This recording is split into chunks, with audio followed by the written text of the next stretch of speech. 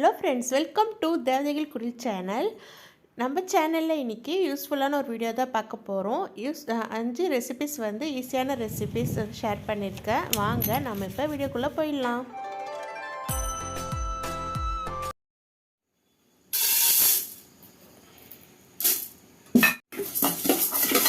காலையில் பார்த்தீங்கன்னா டைம் ஒரு 6 மணி இருக்கும். நான் நைட்டே 2 அத்திப்பழம், 10 பாதாம் பருப்பு, காஞ்ச கருப்பு திராட்சை, அப்புறம் பிஸ்தா, வால்நட், பேரிச்சம்பழம் இது எல்லாமே தண்ணியில் ஊற வச்சுருக்கேன். இது பார்த்திங்கன்னா டாக்டர் ஷர்மிகா சொன்ன ட்ரை ஃப்ரூட் ஜூஸ் தான் இது.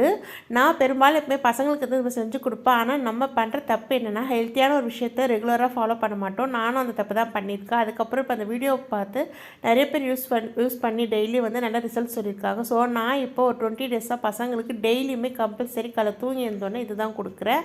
முன்னெல்லாம் வாரத்தில் 2 தடவை இல்லை 3 தடவை தான் கொடுப்பேன். அதை ஈவினிங் டைமில் கொடுப்பேன். ஃபஸ்ட்டு ட்ரிங்காக அது கொடுத்ததில்லை. இது கொடுத்த அப்புறம் பசங்களுக்கு நல்லாவே இம்ப்ரூவ்மெண்ட் தெரியுது. நீங்களும் ட்ரை பண்ணி பாருங்கள். நட்ஸ் எல்லாம் ஊற வச்சுட்டு நைட்டே காலையில் அந்த தண்ணி கொஞ்சம் ஊற வச்ச தண்ணியை சேர்த்து மிக்ஸி ஜாரில் அரைச்சிக்கணும். நான் சக்கரை எதுவுமே சேர்க்கலை, ஏன்னா நம்ம பேரிச்சம்பழத்தில் இருக்கிற ஸ்வீட்னஸே போதும். இப்போ பால் கலந்து கொடுத்துருவேன், அவ்வளோதான். இது வயிறும் நல்லா ஃபில்லிங்காக இருக்கும். காலையில் ஃபஸ்ட்டு கொடுக்குற நம்ம ட்ரிங்க்கே பசங்களுக்கு நல்லா ஹெல்த்தியாக கொடுத்தா நம்மளுக்கும் ரொம்பவும் சந்தோஷமாக இருக்கும். இப்போ காலைல மார்னிங் டிஃபனுக்கு பார்த்திங்கன்னா இட்லி, கார சட்னி, அப்புறம் வேர்க்கடலை சட்னி தான் செஞ்சுருந்தேன். கார சட்னி செய்யறதுக்கு கடாயில் எண்ணெய் ஊற்றிட்டு கடுகு, உளுத்தம்பருப்பு, காஞ்ச மிளகா வதக்கி எடுத்துக்கோங்க. அதுக்கப்புறம் வெங்காயமும் பூண்டும் வதக்கிக்கோங்க. நான் 10 பல்லு பூண்டு கிட்ட போட்டிருக்கேன், 2 வெங்காயம் போட்டேன்.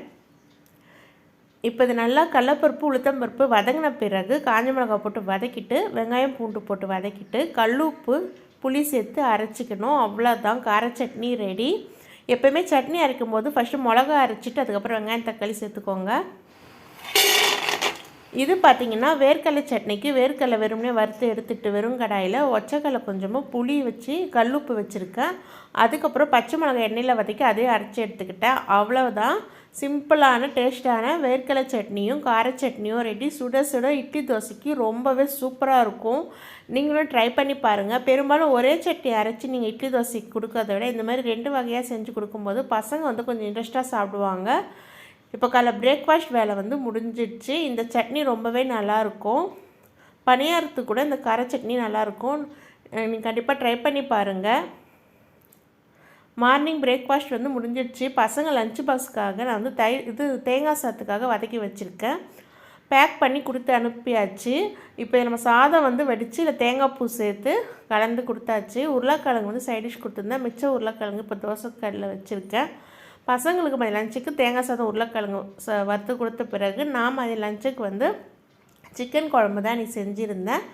சுட சுட ரசம், அப்புறம் சிக்கன் குழம்பு, ரைஸ். இதுதான் மதியம் எங்கள் வீட்டில் லஞ்சு. நீங்கள் என்ன சாப்பிட்டீங்க அப்படின்றத மறக்காமல் கீழே கமெண்ட் பண்ணுங்கள்.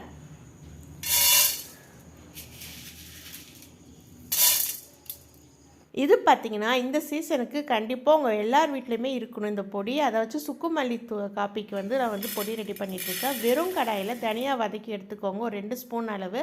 அதுக்கப்புறம் சுக்கு லைட்டாக சூடு பண்ணி எடுத்துக்கோங்க. இந்த மாதிரி சுக்கு ரொம்ப வதக்க வேண்டாம், லைட்டாக சூடு ஏறினா போதும். அதுக்கப்புறம் இதுலேயே மிளகு, ஏலக்காய், அவ்வளோதான் ஃப்ரெண்ட்ஸ். இதை நம்ம அரைச்சி எடுத்துக்கணும். சுக்கு மிக்ஸி ஜாரில் போடும்போது நல்லா இடிச்சிட்டு சேருங்க. இது நீங்கள் நல்லா அரைச்சி தூள் பண்ணி ஒரு டப்பாவில் போட்டு வச்சுக்கிட்டிங்கன்னா தண்ணி சேர்க்காமல் அரைச்சிக்கோங்க. ஒரு சொட்டு தண்ணி கூட படக்கூடாது. இப்போ நான் அரைச்சிட்டு இது காமிக்கிறேன் பாருங்கள். ரொம்ப பவுட்ரு கிடைக்காது, ஏன்னா சுக்குள்ள நம்மளுக்கு நார் இருக்கும், கொஞ்சம் திரியாக தான் இருக்கும். பரவாயில்ல. சுக்குமல்லி காஃபிக்கு நீங்கள் தண்ணி ஊற்றிட்டு இந்த தூளை போட்டுட்டு வெல்லம் அப்படின்லாம் கருப்பட்டி போட்டு கொதிக்க வச்சு கொடுத்தீங்கன்னா சளி இருமலுக்கெலாம் ரொம்ப நல்லது. அதேமாரி பாலில் கூட நீங்கள் கலந்து கொடுக்கலாம், டீலும் போட்டு குடிக்கலாம்.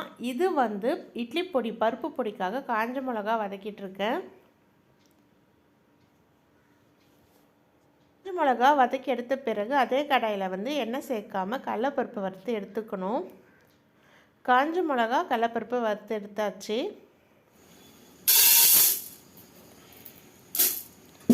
இப்போ பார்த்திங்கன்னா உளுத்தம்பருப்பு, அதாச்சும் கடலைப்பருப்பு, உளுத்தம்பருப்பு, காஞ்ச மிளகா, கட்டி பெருங்காயம், இதுதான் இட்லி பொடிக்கு தேவையானது. கடலைப்பருப்பு கூடுதலாக இருக்கணும், உளுத்தம்பருப்பு கொஞ்சம் கம்மியாக இருக்கணும். இது கூட நீங்கள் கருவேப்பிலை இருந்தால் கூட வதக்கி சேர்த்து அரைச்சிங்கன்னா சூப்பராக இருக்கும். அரைக்கும் போது கொஞ்சமாக கல்லுப்பு சேர்த்து அரைச்சிக்கோங்க.